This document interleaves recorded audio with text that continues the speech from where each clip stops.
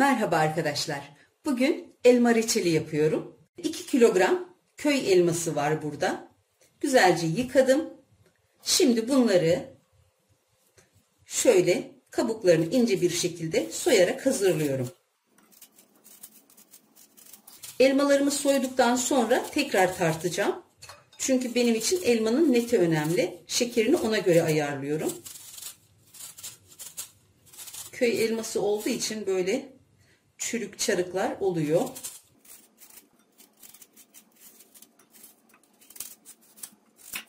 Bakın içi kurtlu çıktı. Derinden alıyorum.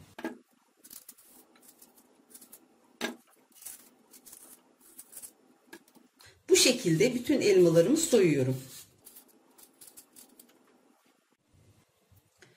Şöyle kıpkırmızı olan bir elmamı kabuğunu derin olacak şekilde soyuyorum.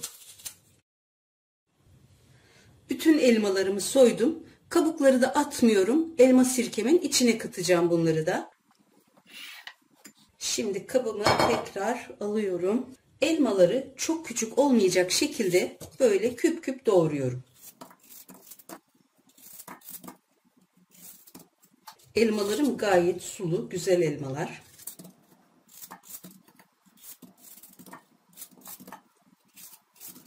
Elmalarımı soyduktan sonra tarttım. Geriye 1 kilo 600 gram elmam kalmış. 1,5 kilo kabul ediyorum.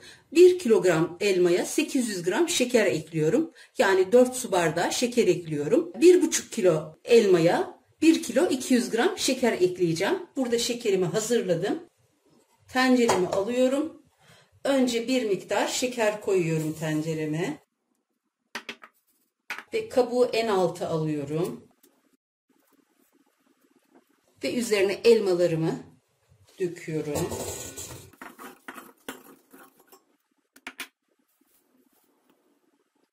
Kalan elmalarımı koyuyorum.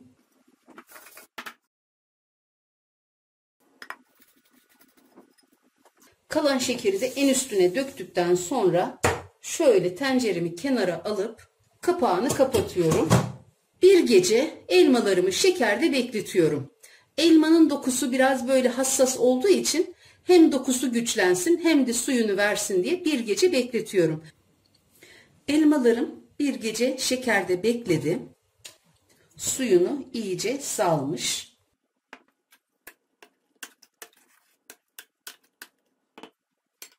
Şimdi elmamı kenara alıyorum. Bir küçük tülbent parçasının içerisine şöyle 5-6 adet karanfil, küçük parçalara böldüğüm tarçın kabukları şöyle içine alıyorum. Şöyle sararak tülbentimi bağlıyorum ve reçelimin içine atıyorum. Tarçın elmaya çok yakışıyor. Tarçın ve elma ayrılmaz ikili. Özellikle elmalı kurabiyelerde tarçın ve elma uyumunu belki bilirsiniz. Çok harika bir tat. O yüzden reçelime de güzel tat vermesi için bunları ekledim. Elmaların suyu reçel için yeterli değil. Her 1 kilogram elma için 1 su bardağı su ekleyeceğim. 1,5 kilogram elmam var. O yüzden 1,5 su bardağı su ekliyorum.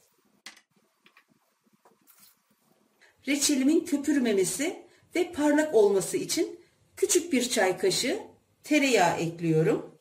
Artık reçelimi ocağa alıyorum. Tencerem ocağımın orta gözünde. Şimdi ocağımı yakıyorum. Harlı ateşte kaynatıyorum. Şekerini karıştırıyorum. Dibine yapışmasın. İçinde elma kabukları da vardı. Kaynayana kadar harlı ateşte bu şekilde kaynatıyorum. Reçelim kaynamaya başladı. Şöyle bir karıştırıyorum. Ve ocağımı tamamen kısıyorum. Kısık ateşte en az yarım saat bu şekilde pişiriyorum. Tencerenin kapağını kapatmıyorum. Ara sıra kaşıkla üstte kalanları böyle alta doğru itiyorum. Bu şekilde yavaş yavaş pişmesini sağlıyorum. Üzerinden 15 dakika geçti. Yarım saat doldu. Yarım saatin sonunda şöyle orta kısığa getiriyorum ocağımın ayarını. Daha güçlü bir alevde kaynatıyorum. 10-15 dakikada bu ayarda kaynatmaya devam ediyorum. 15 dakika orta kısıkta kaynadı. Şimdi içine yarım limonun suyunu sıkıyorum. Şöyle küçük bir parçada limon tuzu atıyorum. Şimdi limon suyunu ve limon tuzunu da ekledikten sonra 15 dakika daha kaynatıyorum. Ondan sonra kıvamına bakıyorum. Şimdi kıvamına bakmak için birazını şöyle küçük porselen bir kaba alıyorum.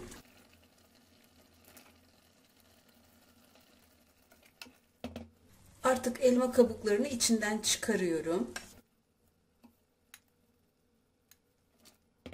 Kıvam için ayırdığım reçel soğuyana kadar yine en kısıkta bekletiyorum reçelimi. Reçelimin kıvamı gayet güzel olmuş. Şimdi hemen tenceremi ocaktan alıyorum. Tarçın ve karanfili içinde bağladığım tülbent parçasını çıkarıyorum. Önce sunum tabağıma biraz alıyorum.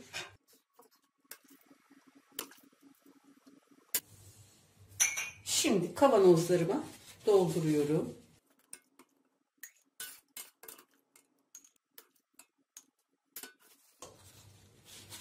Kavanozumun ağzını şöyle güzelce temizliyorum. Hiç kullanılmamış 0,1 kapakla ağzını sıkıca kapatıyorum. Önce 3 geri ve sonra 1 ileri yaparak iyice kapatıyorum.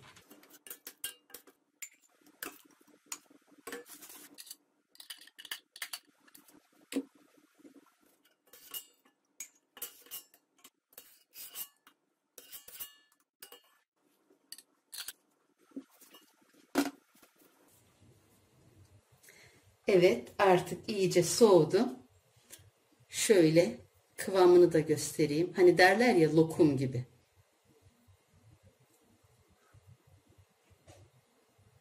Bu bekledikçe daha da kıvam alıyor. Çok da iyice kıvam aldırmamaya çalışmak lazım. Çünkü bekledikçe kıvam alıyor.